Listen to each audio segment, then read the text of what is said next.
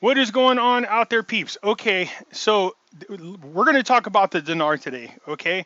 Because there's a lot of newbies that are interested in it or have invested into the Iraqi dinar. So what I want to do is make sure that you get an understanding about this investment, okay? So I'm just going to be good, bad, or ugly. I'm going to tell you and answer the question, especially on these 800 numbers and redemption centers, all right? So we're going to talk about that. But, before we get into that, as always, everybody, I want to remind you, we have Pimpy's Investment Chat. It's the same name as the YouTube channel. Over here, we do talk about gold and silver, as well as cryptocurrencies and foreign currency investment opportunities. No politics there. Bring the politics over to this group here. It's called The Hidden Things in Front of Your Eyes. In here, we do talk about NESARA, GESARA, current events, politics, as well as things that people consider to be a conspiracy, like, QAnon and all that other stuff. You're welcome to go there and talk about it there. Just keep it out of the investment chat group because we only talk about investment things there. Okay, so let's get into this dinar thing, the good, the bad, and ugly. So just so you guys are aware. See, where all the hoopla about the Iraqi dinar is coming from is what happened to the Kuwait dinar in the past. I think it was like in the 90s sometime. So in the 90s, when Iraq invaded Kuwait, or whenever any country invades another country, usually what happens, so to protect the money or the wealth of a nation, they usually devalue their currency down to damn near nothing, where it's worthless. It's not even worth having. As soon as everything gets back to normal or semblance of a normalcy, like the country is no longer being invaded and, they're back to where they were, then what they'll do is they'll revalue or reinstate the rate. So I'm just going to use round numbers just to give you guys an example. So let's say at the time of the Kuwait invasion, you were getting like $3, $3 American for every one Kuwait dinar. Okay. So then all of a sudden they got invaded. Well, they dropped it down to where, you get a million Kuwait dinars for like, I'm just making this up, $10. All right. Okay. So they do that on purpose. Then as soon as they got Iraq out of Kuwait and they started getting back on their feet, well, then all they did was reinstate the rate. So it went right back up to where it was like over $3. Okay. So those individuals who happen to be holding on to the Kuwait dinar, some people, for some reason, somehow knew about it ahead of time. Some people grabbed a lot of them before the reinstatement. And what happened is it created some millionaires. All right. So people bought a whole bunch of it. Once the rate change happened, it created a bunch of millionaires. That's what everybody is basing this whole investment into the Iraqi dinar on. Iraq was invaded. The value was dropped.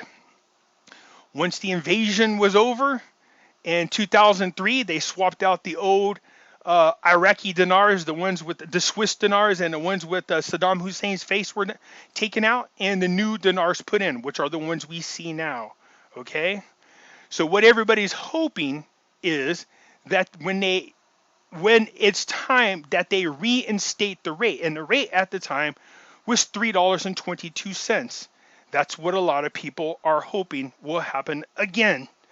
There's a bunch of different arguments going both ways, both good and bad, on whether this will actually happen. And that's why any type of investment you should approach knowing that all investments, for that I should say, all investments are a risk. Okay? Now, you hear these stories that the Iraqi investment is a scam. Okay? Let me just tell you this. I've done a lot of research. I can tell you that the Iraqi dinar has been used as a tool to commit scams. The Iraqi dinar itself is not a scam. You could purchase it and you could sell it. You can use it if you were in Iraq. So no, it's not a scam. If it was a scam, you wouldn't be able to use the currency at all. Now, to me, the Iraqi dinar and the Vietnam dong are what I call a low risk, high reward possibility. In other words, it's not a very major risk. It just depends, I guess, for some of you. You guys did pump a lot of money into the dinar. So you have a little bit more at risk than others do. I could tell you that I own personally 4 million dinars and about 6 million Vietnam dong. Because what I did is I set a limit for myself. Because when you tell people that, they're like, oh, you must not have no faith in it. What the hell? Because they think the amount that I'm holding is too low. That's not true. I'm just limiting my holdings on things because there could be a risk. Okay? So there is nothing out there guaranteeing that a rate change is going to come. There's nothing out there. I'm just being honest. Nothing whatsoever other than the fact that people are comparing the Iraqi dinar to what happened to the Kuwait dinar. Now, in my personal opinion, I think there's a pretty good chance that this is going to happen. I'm not going to sit here and lie to you and blow smoke up your ass and tell you that I know for sure, because nobody knows. I can tell you I've done a ton of research, and there's plenty of reason to believe that what happened to the Kuwait dinar will happen to the Iraqi dinar. This is the reason why I don't have Patreon. You know what I mean? Because there are people out there that are less than being honest, if you get my drift. I keep the channel free. The commercials are on there. Let YouTube pay me. That's because I don't think it's right for people to be making that kind of money off this type of information. And then what happens, in my opinion, is it makes, in my opinion, if people are so reliant, I'm talking about the dinar people, okay? I'm not talking about other people that have Patreons. I'm just talking specifically about the dinar. So these people that create these Patreon groups, well, then there's an incentive for them to be less than honest. You know what I mean? They could be fantasists. They're sitting around here telling you, pumping up stories about this and pumping up stories about that. And then they charge you. And in order to keep you hooked on your need to pay them money every month, they'll just keep creating these stories, okay? And that's what I warn you guys about. Be careful from that. Now, holding on to Iraqi dinar, I think, is a smart investment. Don't get carried away and buy a billion, trillion, quadrillion dinars. Don't do that, okay? Okay, so just hang tight. Okay, so we're watching Iraqi dinar. We're watching what's going on there with Al-Qademi. There is tons of talk, tons. So there's different areas that I study. Everybody knows I'm into gold and silver. Everybody knows I have the other foreign currencies. Everybody knows I talk about the NESARA, GESARA. But these are areas that are separate of one another, but I notice now are somehow overlapping. When I see overlapping like this, then it makes me really open up my eyes to what's going on. The one thing that I think is absolutely unavoidable, there's two of them. One is they have to revalue gold and silver. It can't stay at the level it's at. More than one bank now recently has been busted and fined for manipulating the values of gold and silver on the spot market. Okay, we're seeing that. Two, there definitely is going to be some type of global currency reset. I think that's unavoidable given everything that's going on, okay? So if that's the case, then of course I think people holding on to the Vietnam Dong, you know, the Thai baht, the rupiah, the Iraqi dinar, the Vietnam Dong, all those right there, I have a feeling that they're drastically undervalued, and eventually when this global currency reset does happen, that some currencies are undervalued, some currencies are overvalued. So what you're going to see is a more level playing field. You heard Trump say this. You know, we got to get on a more level playing field, and I think that's how they're going to do it. They're just going to revalue the global currencies. Will it happen all at once? I don't think so, because it's going to have a shock to its local economies, okay? So good or bad, it's just going to have a shock, period. And so I don't think he could do it. I might be wrong. I don't think he can do it all at once. I just find it hard to believe, because you would send a serious shock into different economies. So I think they're going to do them in groups, you know, like say the Thai baht, the Malaysia, the Vietnam, you know, the Philippine, you know, their currencies would go out one time. You know what I mean? Then you have other ones. They'll go out another time. You know what I mean? So I absolutely, there's a lot of evidence out there that points to that. It looks like the BIS is behind a lot of it. Okay. So again, most of us in this, doing videos are speculators. Okay. The best we could do is we research our asses off and share the information with you guys. Okay. That's what we try to do. There are things that I'm looking for. There are steps that I think need to be taken. But again, these are just my opinions only. I share them with you because all of us are in the same boat, Do you see what I'm saying? We're all trying to get to the same location as what we're trying to do. So I'm not trying to like blow smoke up people's ass because I want you to go to my Patreon group. I don't have one. There's a reason for that. There's a reason why my Facebook groups, you could join them for free. In there, everybody shares information. It should be a community thing. That's what I do. Okay, now let's get to the 800 numbers and the redemption centers. Okay, you know, in the past, I used to tell people, look, I don't have any faith in the 800 numbers nor these so-called redemption centers. It sounds like crap. One person posted a so-called 800 number, and I called it. It went to a pizza place. A pizza place. Here's my opinion on what people are telling you. These redemption centers, because look, people will go and do anything if they can scam people. What I think these redemption centers are people are going to, they're going to tell you about these redemption centers. They're going to give you these 800 numbers. You're going to call them. You're going to tell them you have the Iraqi dinar. They're going to say, fine. They'll promise you a specific rate, or say they can exchange it for you, or say something like they're the only licensed people to exchange on your behalf. They're going to lie. That's just my opinion. Then all of a sudden you get your dinar over to them, and then they redeem it for the proper rate and take their cut of the pie. That's what I think these are. Okay? I personally went to my bank. I bank at Wells Fargo. I went in there and I told them. I sat down with my branch manager. You don't have to tell, you should do the same. Everybody should do this at their different locations. Understand what happens in one country is not going to happen the same in others. In other words, here in the United States, let's just say hypothetically, if they give us $3 for every one dinar, that's not going to be the same for every country. Every country is going to be different based on the value of your dollar. Unless there is some type of global currency reset that's happening, then everybody would be obviously the same. But nonetheless, there are different rules, laws, and regulations in each location. So it's up to you to do the finding out what is and is not acceptable for your exchange. Now, I went to my bank again and I asked.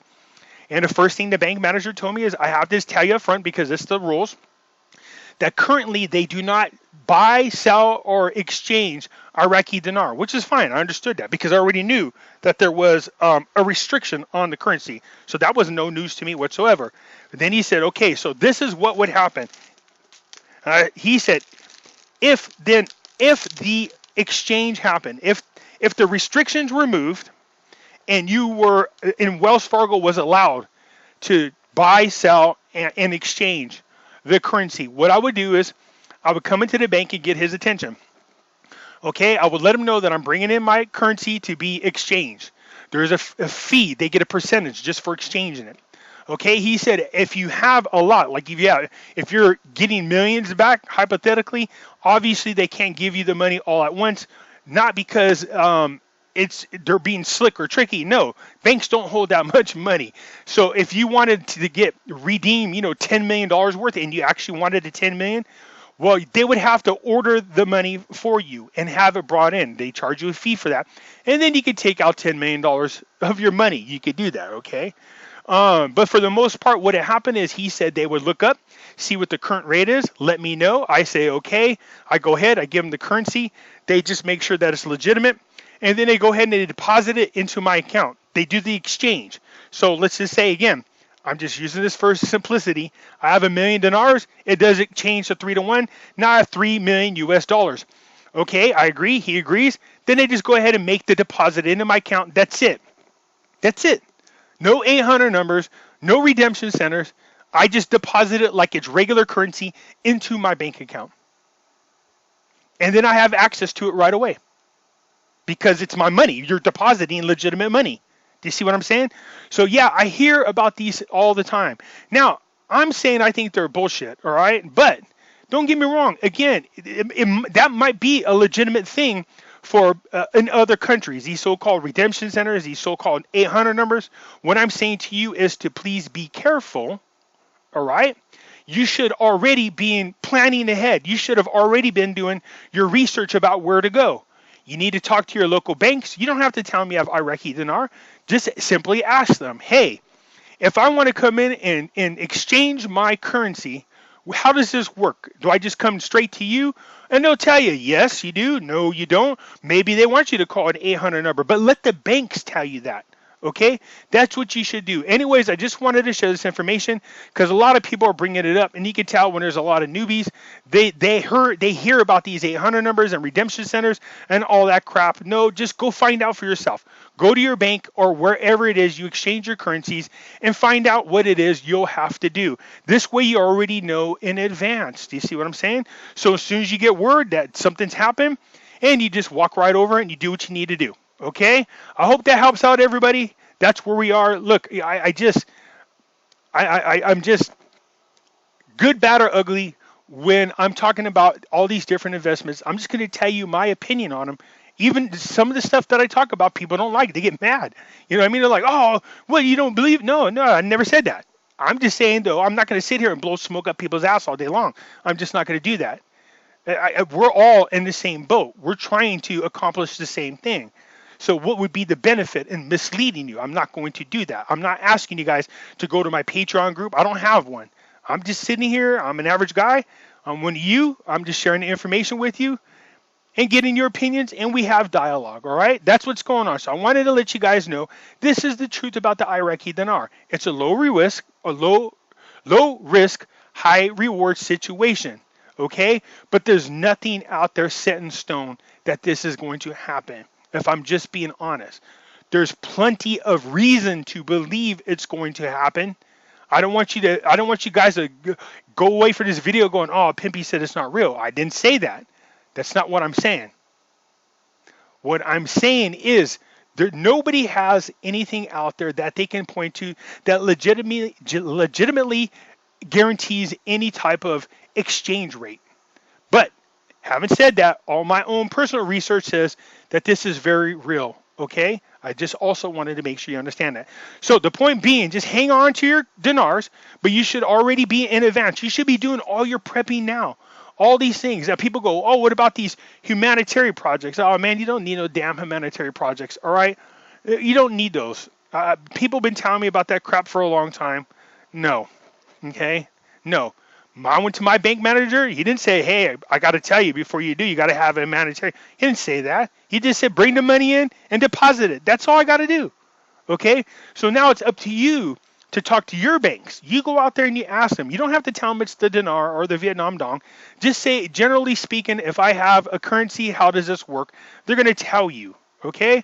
I hope that answers your questions and gets this thing settled with the whole 800 number and redemption center thing, okay? Find out what the laws, regulations, and rules are that apply where you're at, because it's not the same across the board, okay? All right, you guys, I hope that answers your question. Look, if you're not a subscriber, please do so, because when you do, it helps out the channel, and I surely do appreciate it. And I'll talk to you later. Bye.